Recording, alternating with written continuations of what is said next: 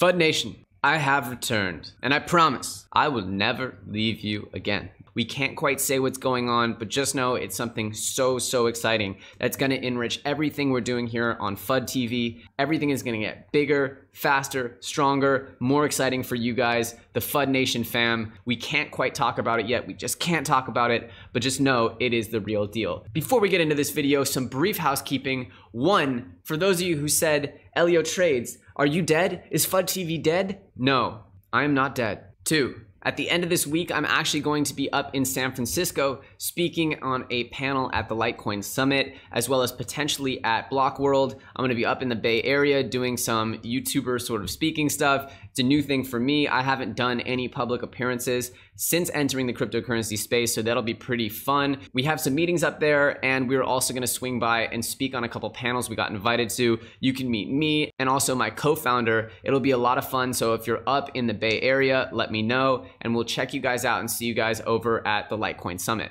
Now that we've got that out of the way, let's talk about Bitcoin. Now, a lot of you have probably been waking up to charts that look like this. Ooh. It's tough to see, but what is really causing this drop, which many have credited to the fake news report by the lying fake news media that said Goldman Sachs was withdrawing their effort to create a Bitcoin trading desk. However, I call fake news on the fake news callers, because once the fake news was revealed to be just that, fake, nothing happened. Bitcoin's still dropping. Bitcoin's price decline has nothing to do with this lying fake news report. It has nothing to do with the fact that Ethereum is now below 12-month lows. In fact, it's also probably unrelated to the fact that less than 10% of the population even owns this stuff, though that's a pretty valid data point. It has nothing to do with the fact that most people in the market over the last year have gotten pretty much wrecked. The reason that Bitcoin is dropping, the reason is because Elon Musk smoked the reefer.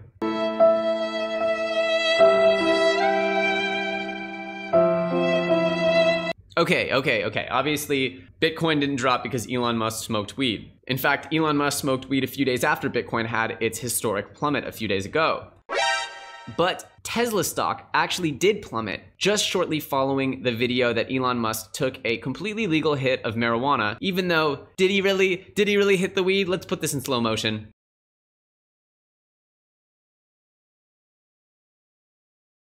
No, he didn't inhale that. He didn't inhale that at all. That was like a Bill Clinton inhale. I experimented with marijuana a time or two, and I didn't like it, and didn't inhale, and never tried it again, and didn't inhale, and didn't inhale, and didn't inhale. Anyway, the point is, we know he didn't get high because he said a few minutes later, I'm not a regular smoker of weed. I mean, I don't actually notice any effect. So what is everyone worried about? The one beautiful thing we have going in cryptocurrency, one of the most amazing and wise and incredible gifts to this community that we have, is that Satoshi Nakamoto, whoever they are or were or wherever they are, made the sage decision to avoid the spotlight, to avoid taking credit for this invention of Bitcoin, and allow for the innovation to speak for itself. Now I'm going to make a few more parallels here between Bitcoin and Tesla. Tesla's stock plummeted, but Tesla's stock price is not justified by their quarterly earnings and their P&Ls. What really is going on is people believe in Tesla to innovate, to change the way that electric batteries work, to change the way that our vehicle transportation system works. Tesla is an investment in the future. Just like cryptocurrencies. Nobody really thinks that these cryptocurrency projects are worth multi-billions, especially when they have $0 in historic sales. That's not what we're arguing. We're arguing that in the future, the economies will depend on these products, these innovations, to the tune of multiple billions. This shows the danger of when you have figureheads in charge of innovation projects, because those figureheads are really what's being judged. And when you're so speculative about projects, like you're being with the Teslas and really the whole cryptocurrency markets, those valuations of what you price something at can just easily fluctuate by a huge degree. That's what we're seeing here. Many people could give you great answers as to why Bitcoin is worth X or why Bitcoin will be worth Y. Any valuation you give to a cryptocurrency, Bitcoin included, can be justified. There's no hard and fast answer as to why it costs that. With cryptocurrencies, the speculation factor is far greater than with other different types of products and investment vehicles. And for that reason, we're going to endure a lot of volatility. Now, if we look to historical trends, we can see that a bear market like this has ended multiple times. And I think the most analogous bear market trend to the one we're experiencing is the 2014 collapse. And of course, we know that it took the better part of 2 years to get out of that collapse. And we're of course only at about 9 months into this one. So what am I trying to say? I'm trying to say, one, it's pretty amazing that Bitcoin doesn't have a figurehead that can be torn down just like other figureheads. And two, if you take the transitive property of what I'm talking about and extend it to other cryptocurrencies, yes, I am a little worried about cryptos like Ethereum, which have figureheads like Vitalik, who can be criticized, who can be torn down, who can be made human. So to think that we're putting our entire speculative future value on the back of one person is really just too much weight, even for someone like Elon Musk. So one thing I'm trying to say here is that Bitcoin is in a very unique position that very few other cryptocurrencies, if any, are in. Its value is sitting alone. It's standing away from the value of any figurehead, leader, or group of people.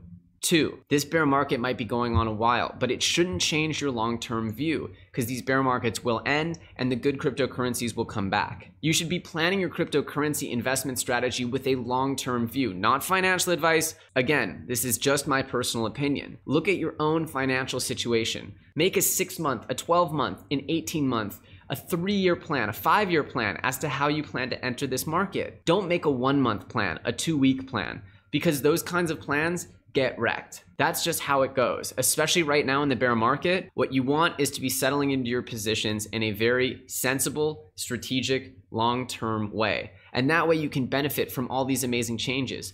The new SEC commissioner that's pro-cryptocurrency, the Backed platform with Microsoft, Starbucks, and many other heavy hitters involved. We also have Twitter exploring blockchain. We have new visions from the future from such amazing projects as WaltonChain. We have new vendors accepting cryptocurrency payments each and every day, like wildfire. And one of my favorite stories of all, we now have the LA Dodgers, my home team here in LA, and one of my favorite sports teams throughout the history of all professional sports, is doing what many consider the first pro sports crypto giveaway by making certain digital bobbleheads available through ERC20 tokens that they're going to give out through a contest. This is massive stuff. We're seeing a hybridization of culture and crypto in a really meaningful way. And the news like this is only going to build up more and more and more. But where we're at right now is a place of true bearishness in the market. And if you look at these charts, no one who's actually good at TA will tell you that they're seeing bullish signals. Of course, as soon as we get even a few weeks of rally, a few days of good green numbers,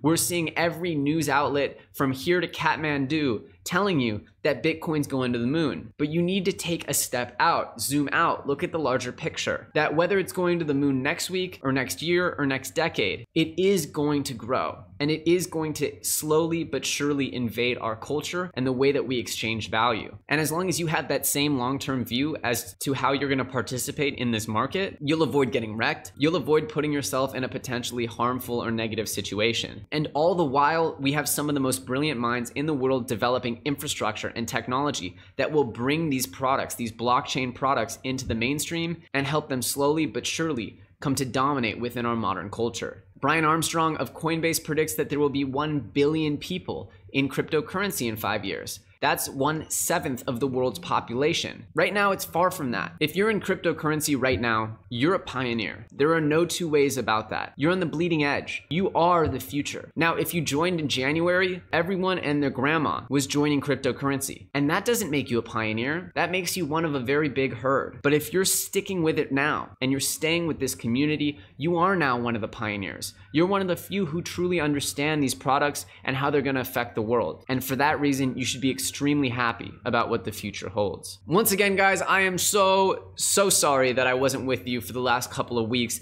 I have been working my tail off with the team here at FUD to deliver something truly incredible, and we are on the goal line right now. We cannot wait to tell you about it. There is so much excitement going on around these offices. I can't wait to tell you what's going on. I promise I will reveal all as soon as humanly possible. You will be the first to know. Some of you who follow the channel probably already have a very good idea of what I'm talking about. I'll let you guys go ahead and hypothesize in the comment section below. Obviously, if you're new to the channel and you enjoyed this video, I encourage you to hit that subscribe button, hit that little bell notification, and you'll be made aware whenever we put out new content. I'm Elio Trades, you're watching FUD TV, and I'll see you very soon on the next episode.